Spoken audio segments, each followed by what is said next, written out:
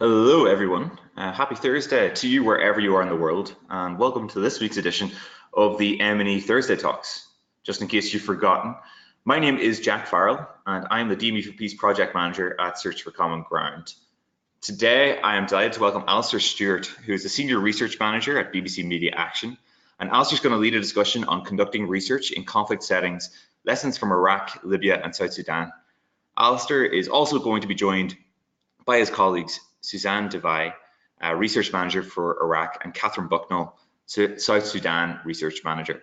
Just a note, if you have a question during the webinar, you can write it on the question function on your GoToWebinar dashboard, and we will address it once we reach the Q&A. I'm now going to hand over to today's guests. Alasdair, Suzanne, and Catherine, you are very welcome to the Thursday Talks. The floor is all yours. Thank you, Jack, and welcome everybody online. It's good to connect with you. So just to tell you a bit about us before we dig into things, what BBC Media Action does. So we're the BBC's international development charity. We use the power of media and communication to inform, connect, and empower people across the world. So our projects reach people at scale through the media, over 200 million people across the world. And we implement media and communication projects in order to support three key outcomes in our work.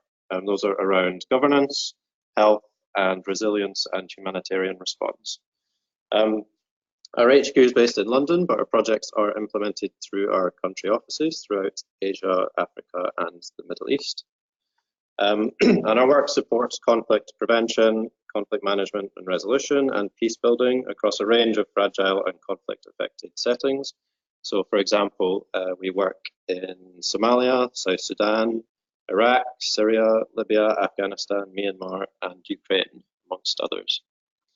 In relation to how we work on conflict topics, in terms of conflict prevention, for example, our projects look to address deeper societal conditions that can generate tensions in particular societies.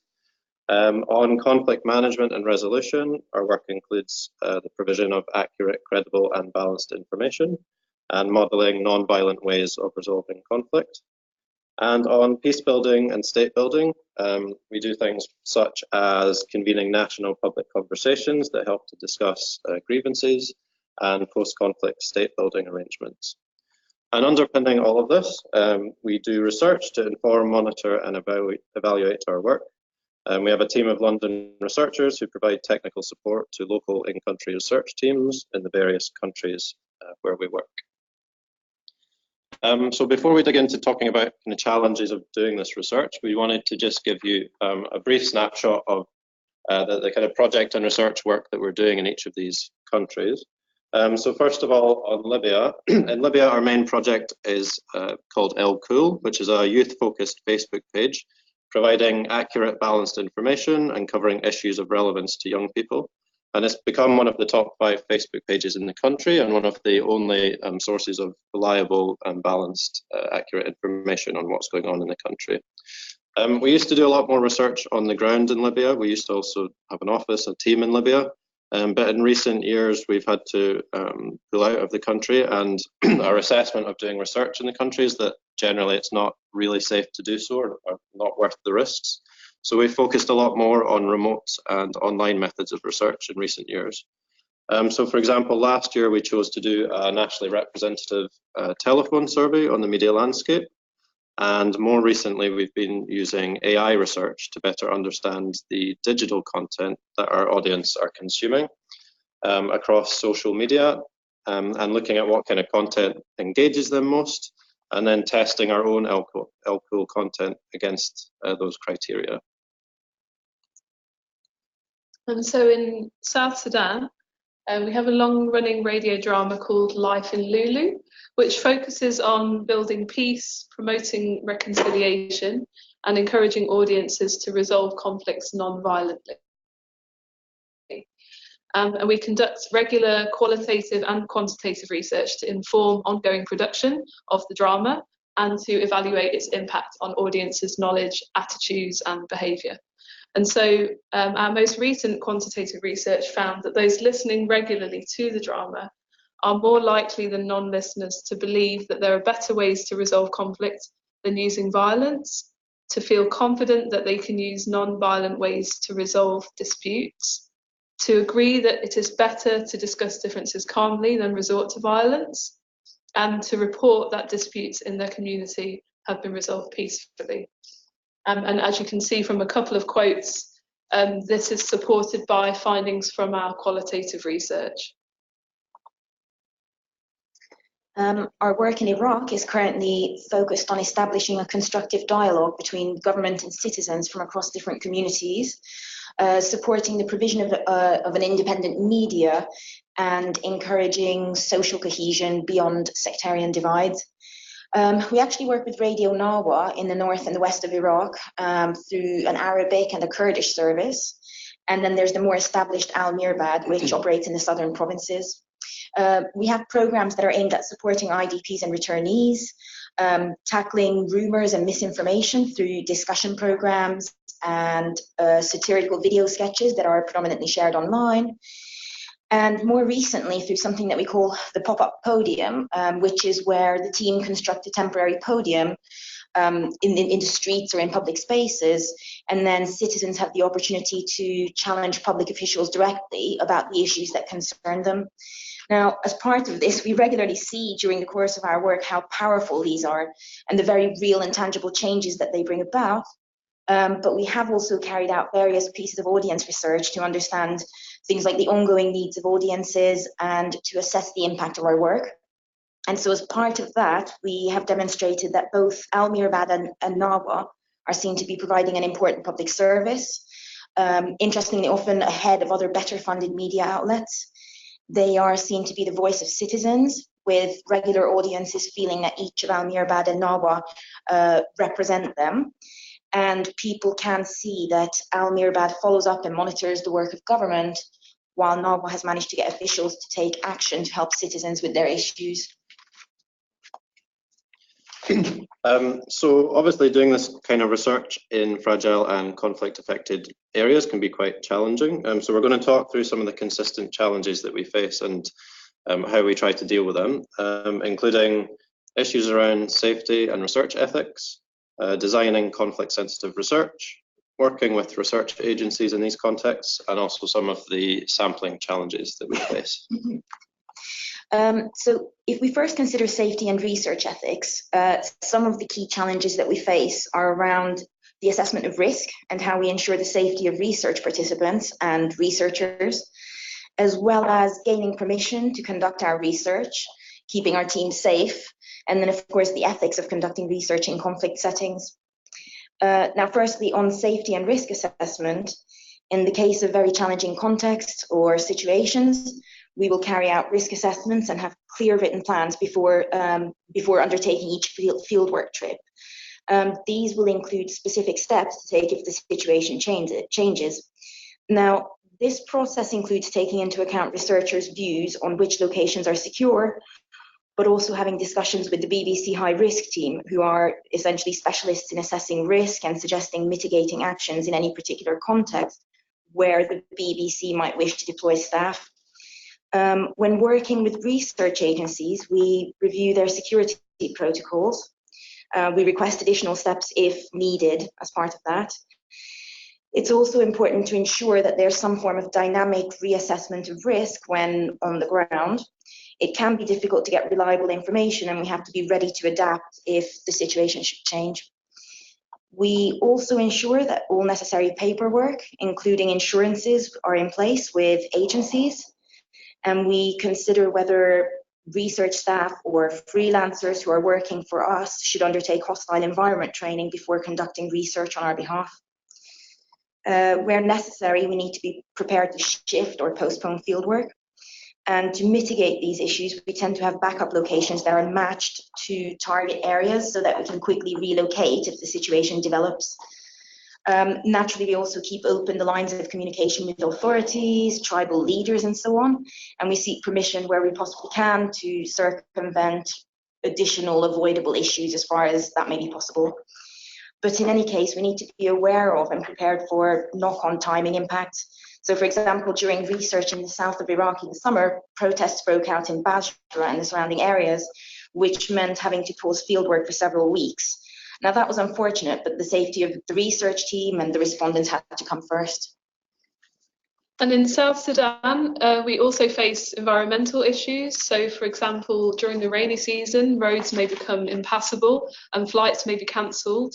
So research may sometimes need to be rescheduled.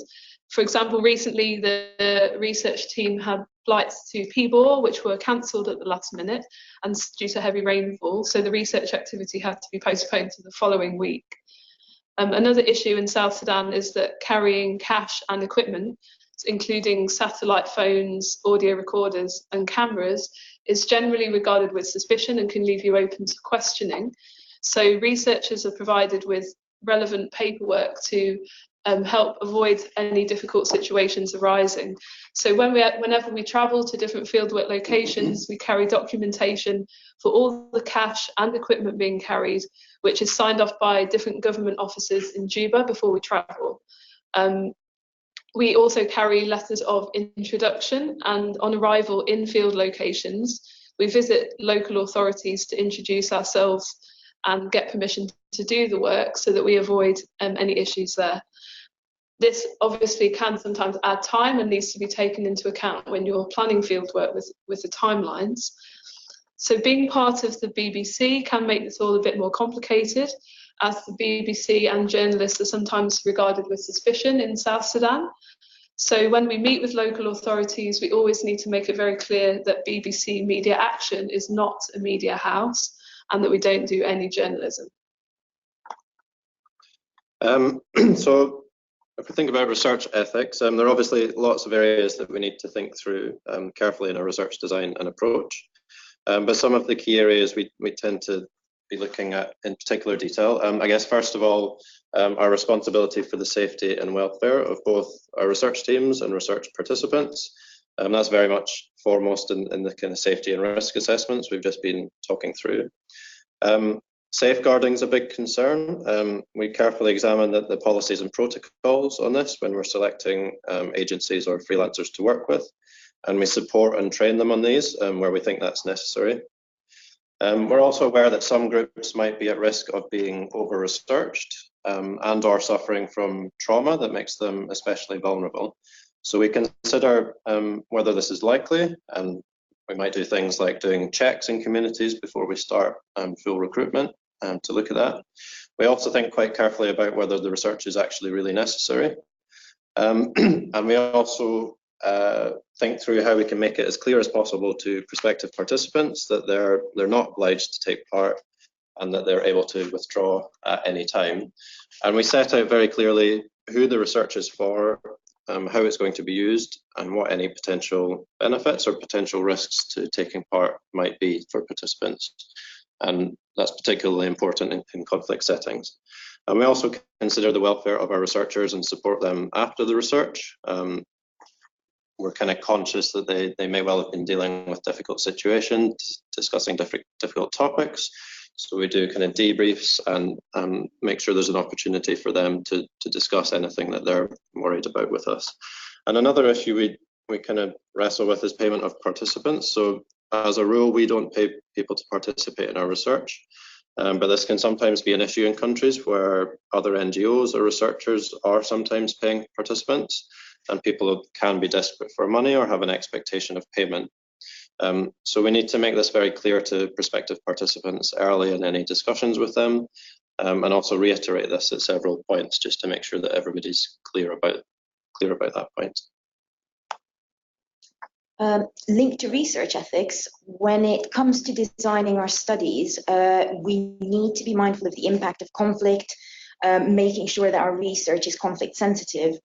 So, for example, extra care will be needed with the design of survey instruments, and we always carry out desk research beforehand to understand the context and the social nuances that may impact the research.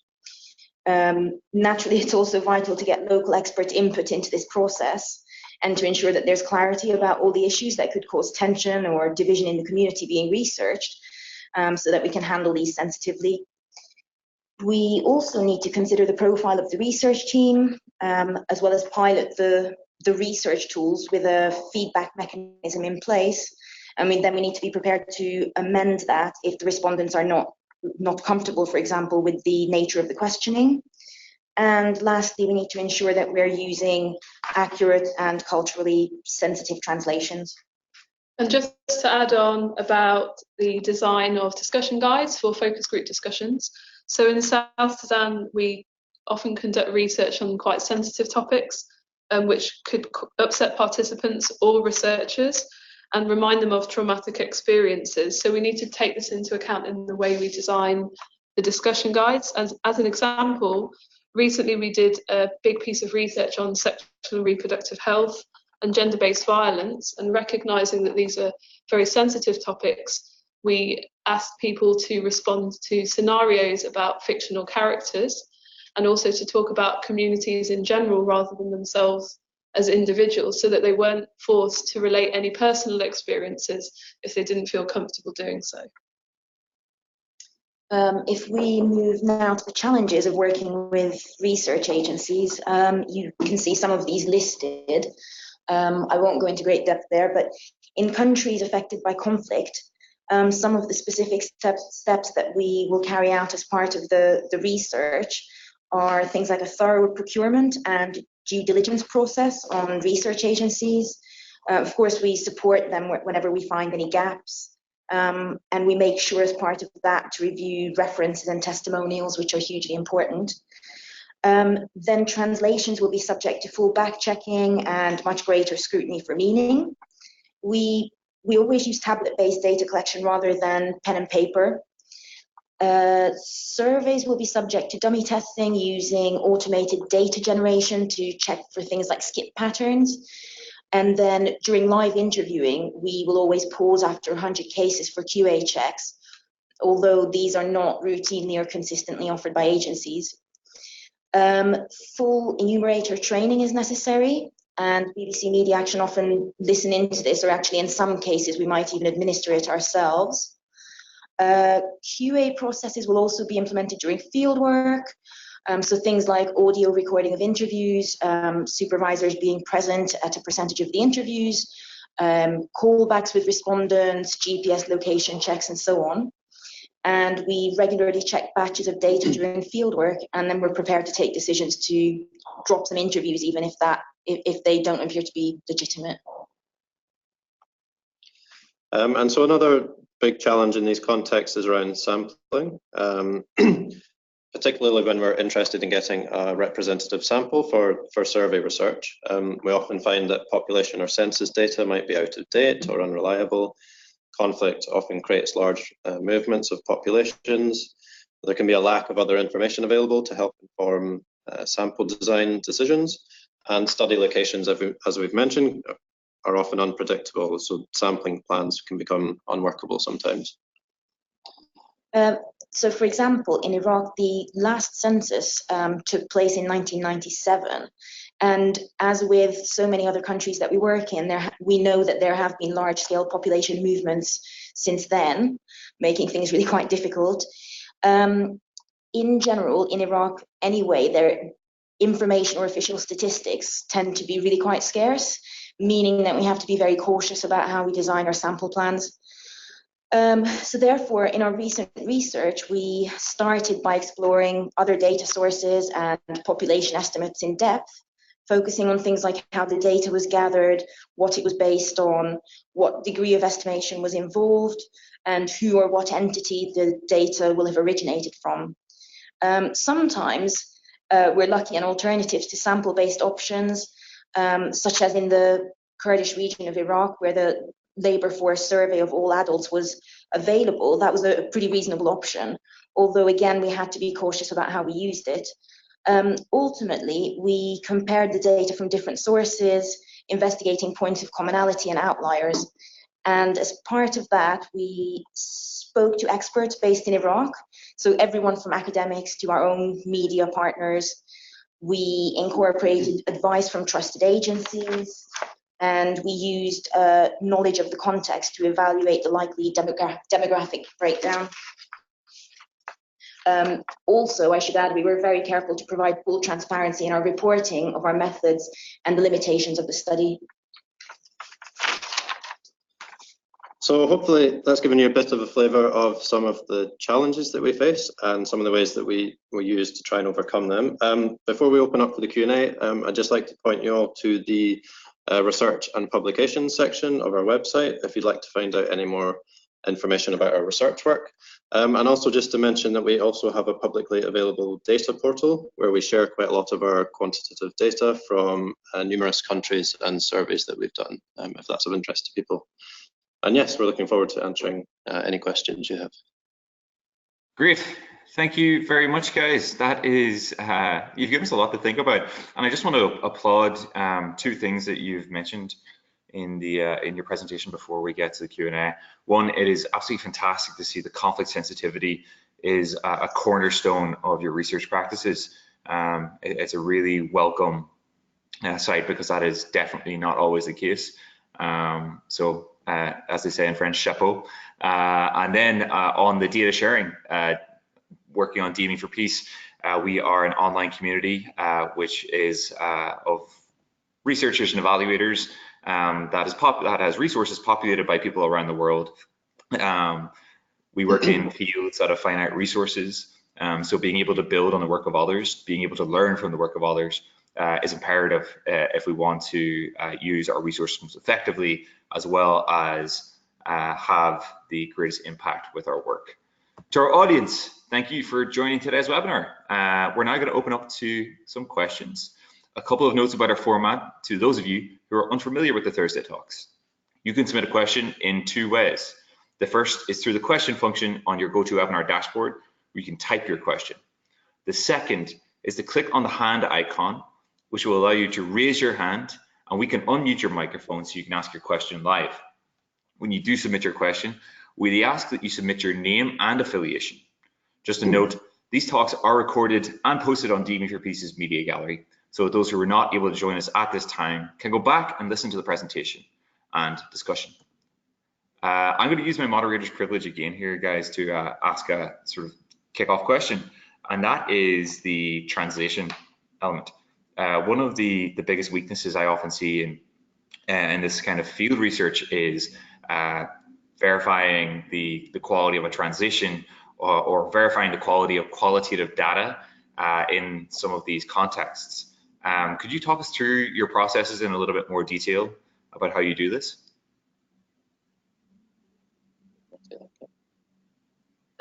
Yeah, I can talk a bit about so from the qualitative side, so in South Sudan, we do almost all of the qualitative research ourselves.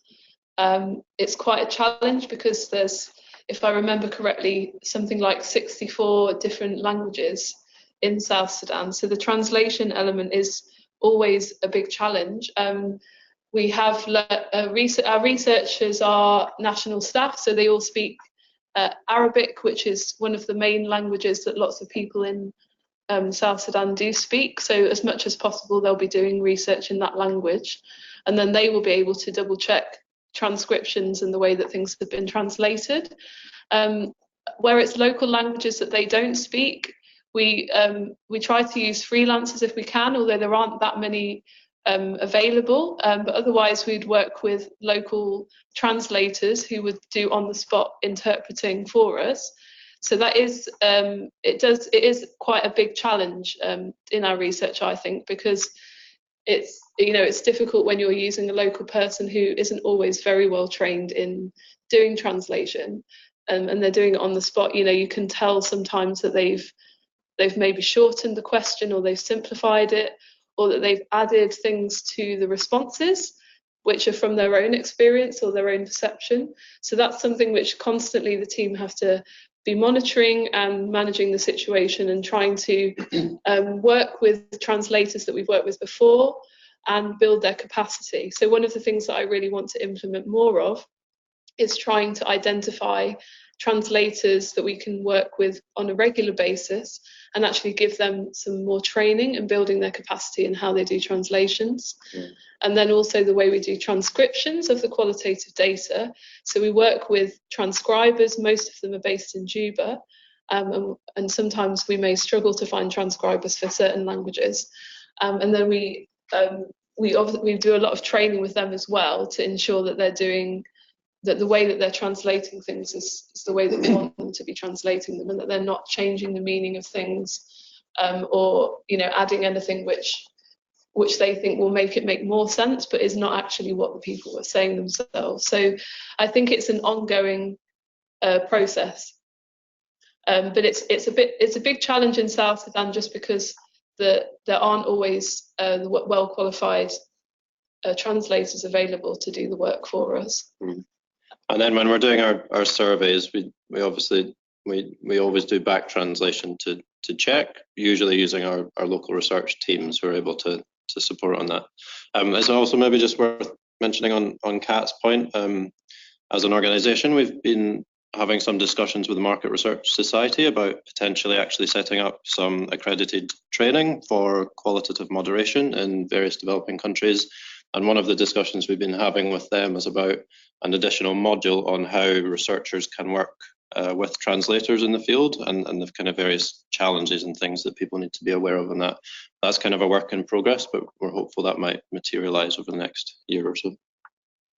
Great, thank you guys. Our next question comes from Kerry Abbott, who asks about your work in South Sudan. How did BBC Media Action and Internews figure out what messages will promote interest in education? And what evidence do you have that it has worked, as opposed to payments? As opposed to what, sorry? Payments, so not paying participants or volunteers. Okay, so how do our media outputs promote interest in education? Is that the question? Yes. Yeah. Okay. So that we had a big project, the Girls' Education South Sudan, which maybe some people listening may be aware of, which ended last year. We just started up phase 2. So that one, I'll speak from memory, but I wasn't here when we did that research, so I don't know full details. But basically, last summer we did a big quant survey, asking people who listened to the Our School programme that was produced under that project about their opinions and attitudes towards girls' education and their behaviour as to whether or not their sons and daughters were in school or not. And we found positive results when looking at things like knowledge about the different things available. There were some cash transfers and capitation grants and other activities going on within the consortium that was working on that project. So people who listened to Our School were more aware of those things. Their attitudes were different, that they had more positive attitudes towards girls' education than those who hadn't listened. And they were also discussing the issues in the programme more. And they were also more likely to have, that their daughter was more likely to be in school than those who hadn't listened. One of the areas that we still continue to see challenges on, though, was that people still feel that where resources are scarce, that education would be prioritised over girls. So that was some of the findings from that quantitative survey, which were then backed up by lots of qualitative research that was conducted throughout the project. And we're currently starting up phase 2 with a new set of research where we'll be again doing a mixed methods approach with qualitative and quantitative research to help promote girls' education and change attitudes towards girls' education. So that's really interesting. And I just want to build on something you touched on there, is that on girls' education. And this has come through in a couple of the questions. So I'm going to build my own, and that is, how do you, can you build on this experience of getting women and young people to be a part of your research? Do you have any advice or examples of where you've done that particularly well? And any advice you may have for any researchers listening in? I think that's a challenge and something to work on any project or context. Certainly, we think about that quite carefully in a number of our projects, and I guess one of the key things is just thinking through who we're recruiting to take part in our research. So we've done things like deliberately decide to recruit, select and train female researchers that we want to work with, and younger researchers, looking at kind of peer research methodologies, that kind of thing, especially on projects where we think those researchers are more likely to be able to interact with their peer group better, and for us to get better quality data through doing that. So I think it's really a case of assessing and making a deliberate decision if you want to do that. Also, when we're talking to agencies about their enumeration teams, we're very mindful of gender dynamics and thinking through what the implications of the gender of our enumerators might be, and often insisting that we need a proper gender split within those teams. And likewise, in terms of the age of researchers. So when we're doing research on, say, for example, young people's sexual reproductive health, we think quite carefully about what the profile of our researcher team is, and kind of what age of researchers people are going to feel comfortable talking to. So I think, yeah, an important issue. It depends what the context is, but certainly things that we think through. Great, thank you, Alasdair. Our next question comes from Stacey Schaumburg, and Stacey writes, how do you determine whether the research is imperative and or worth the security risks? I mean, it's a fine balance. I guess the first thing we're looking at is whether similar data already exists that we can use, so there's no need to collect it. If there is, then that's great. If not, then it's really a case of weighing up the potential risk to our researchers and to participants, and making a judgment call on that. I guess we're quite fortunate here being able to draw on wider BBC expertise and guidance on the kind of security risks in country. But then we also, I mean, yeah, we then need to weigh up kind of from a research ethics perspective how worthwhile the research is. So just this morning we were having a lengthy discussion about research that we were due to be doing in the next 2 months in Afghanistan, related to kind of governance issues, and working out whether our programming is what kind of impact that's had on how people are viewing the election, which is due to take place at the end of September.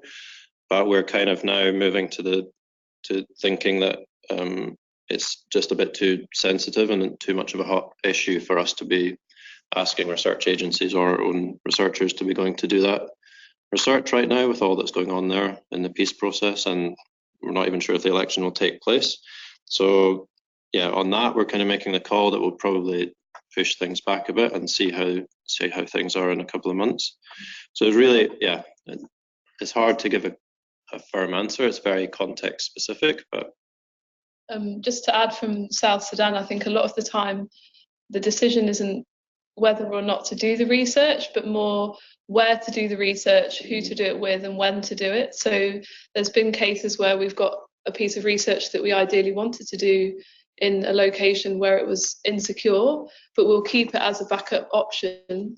You know, we'll design it, we'll come up with a plan, and then we'll wait and see when the situation becomes, you know, is more settled, because the situation is constantly changing in all of the different parts of South Sudan. So 1 month you might not be able to go somewhere, and then a couple of months go by and it's actually completely okay to go there. So I think that often the decision is more around the timing and you know, and just waiting to see what will happen.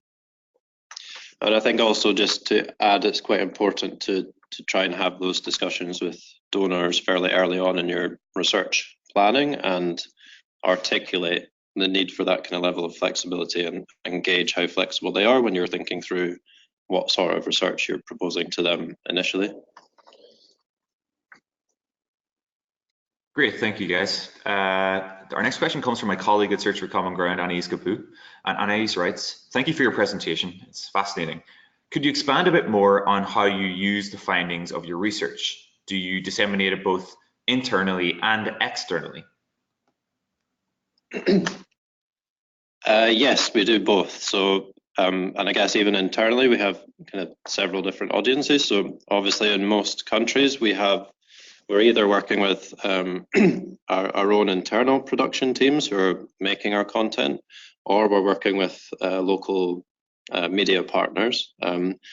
And a lot of the focus of our research is to help inform the programs that they're making. So one of our key audiences for research insights are those production teams.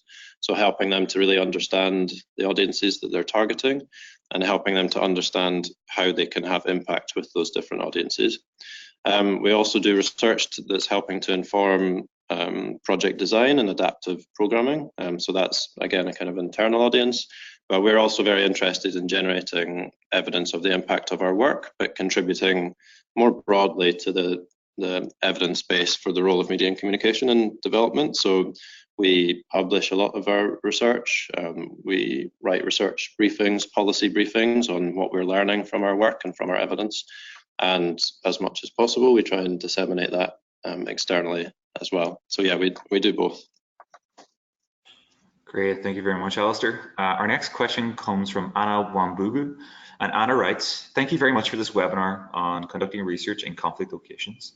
My question is, how do you mitigate expectations whereby after conducting the data collection, the communities may be expecting an intervention to be implemented aimed at addressing the gaps identified during the research?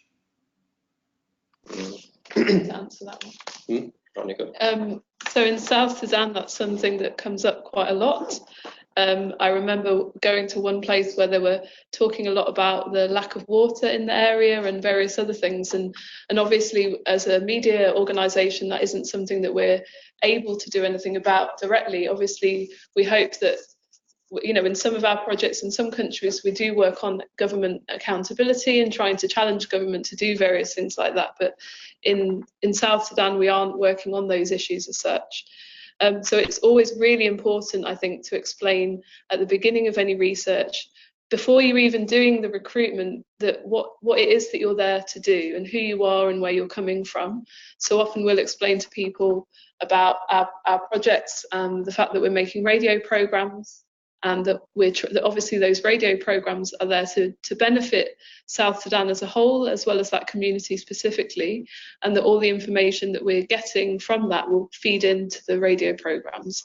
And I think that a lot of the time, especially when people have heard of the radio programs that we make, that they accept that and that they value that, you know, they're quite keen on giving us information and things that will be fed into that.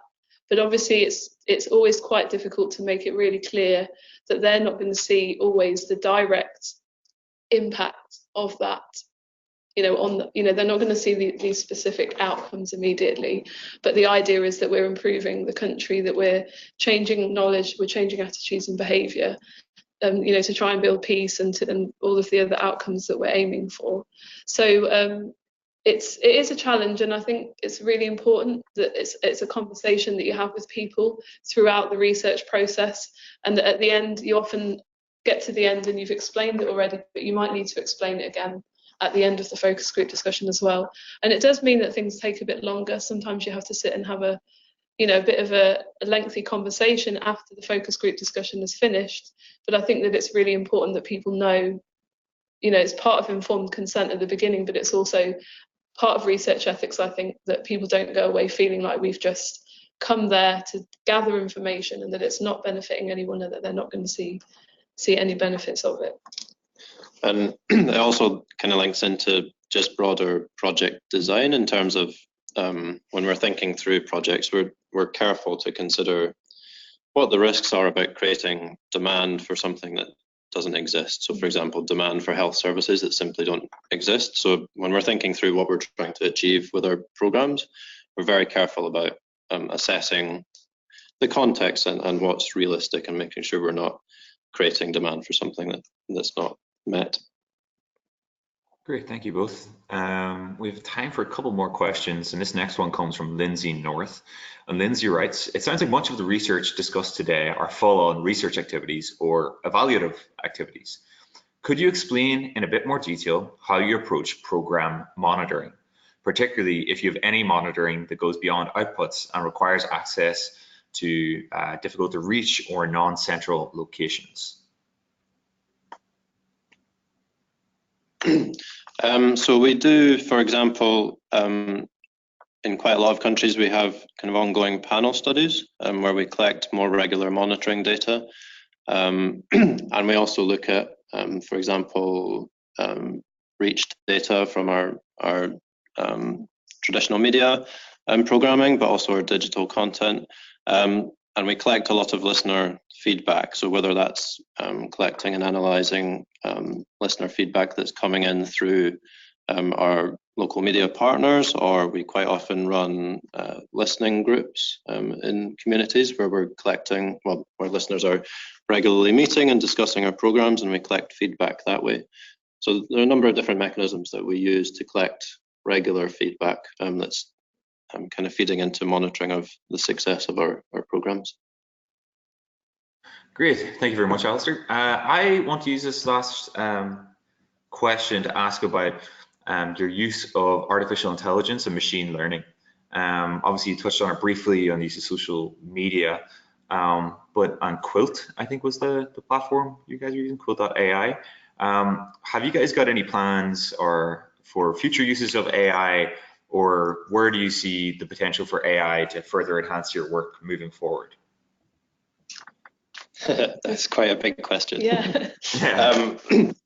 So Quilt AI are a kind of tech research company that we've been working with on a few different projects to start to explore this area.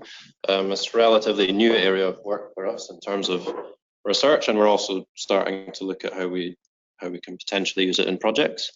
I'm kind of tempted to say we're not really sure where it's going, but I think like on the research side, it's giving us the scope to explore in much more detail and with much larger sets of data, more reliable data, exactly what kind of digital content is engaging very different target audience groups, and really kind of hone down what we're doing digitally in terms of that content.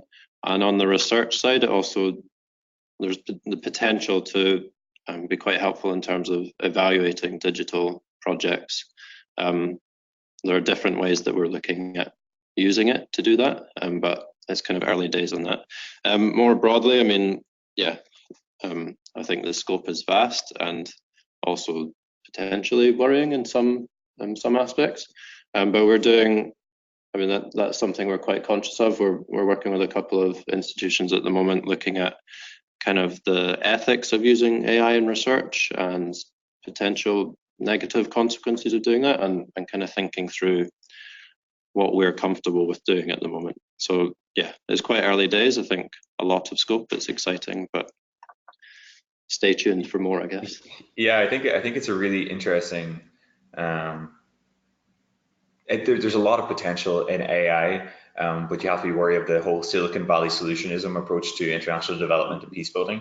And I think questions, particularly around ethics and then conflict sensitivity, for example, building interventions and programs through AI requires some incredibly an